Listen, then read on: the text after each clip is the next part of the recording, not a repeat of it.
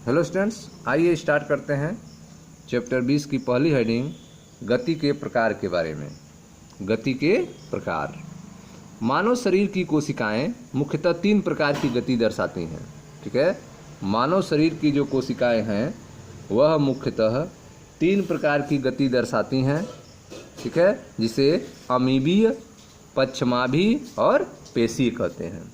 ठीक है, मानव शरीर की कोशिकाएं मुख्यतः 3 प्रकार की गति दर्शाती हैं: अमीबीय गति, पश्चमाभी गति और पेशीय गति।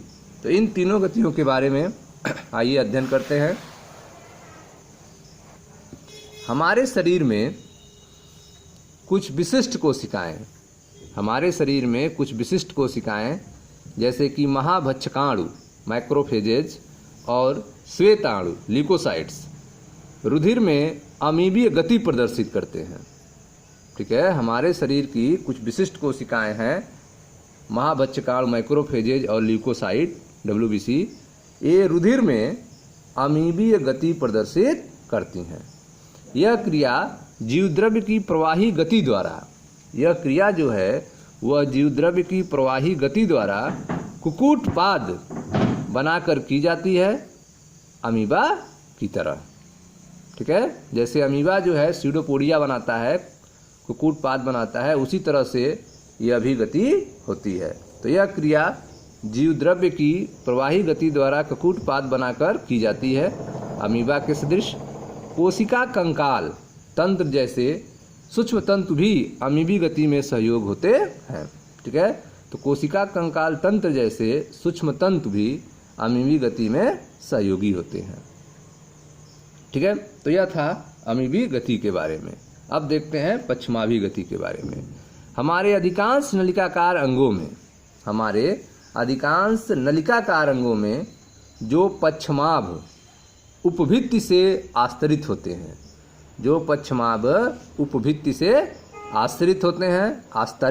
ढके रहते हैं, पश्चमाभ गति होती है उनमें। ठीक है, हमारे अधिकांश नलिकाकार अंगों में जो पश्चमाभ उपभित्ति से आस्तरित होते हैं उनमें पश्चमाभ गति होती है। श्वास नली में पश्चमाभों की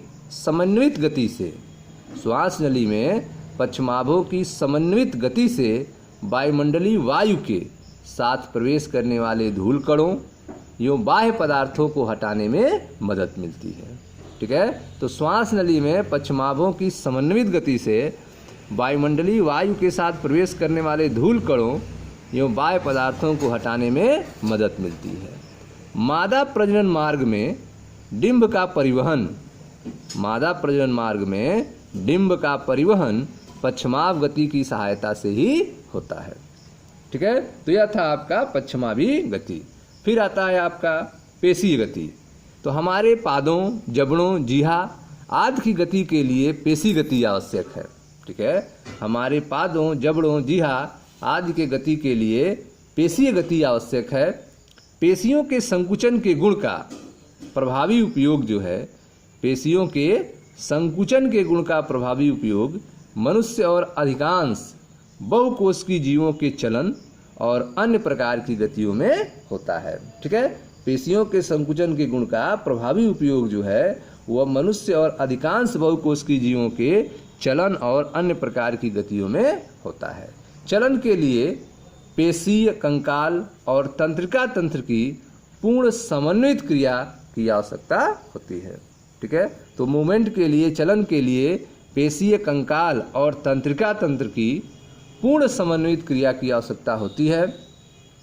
इस अध्याय में आप पेशियों के प्रकार के बारे में, उनकी संरचना के बारे में, उनके संकुचन की क्रियाविधि और कंकाल तंत्र के महत्वपूर्ण पहलू के बारे में जानेंगे। ठीक है स्टूडेंट्स, तो आप पढ़ रहे हैं अध्याय 20 गमन और संचलन की पहली हेडिंग गति के प्रकार के बारे में। इसमें आपको बताया गया मानव शरीर की कोशिकाएं जो हैं वो मुख्यतः 3 प्रकार की गति दर्शाती हैं: अमीबी गति, पश्चमाभी गति और पेशीय गति। ठीक है, पहली जो गति है वो अमीबी गति है। इसमें क्या होता है, यह हमारे शरीर में कुछ विशिष्ट कोशिकाएं हैं जैसे कि महाभक्षकाणु माइक्रोफेजेज और श्वेताणु ल्यूकोसाइट, ये रुधिर में अमीबी गति प्रदर्शित करती हैं। यह क्रिया जीवद्रव्य की प्रवाही गति द्वारा कुकुटपाद स्यूडोपोडिया बनाकर की जाती है अमीबा के जैसे। कोशिका कंकाल तंत्र में सूक्ष्म तंतु भी अमीबी गति में सहयोगी होते हैं। ठीक है।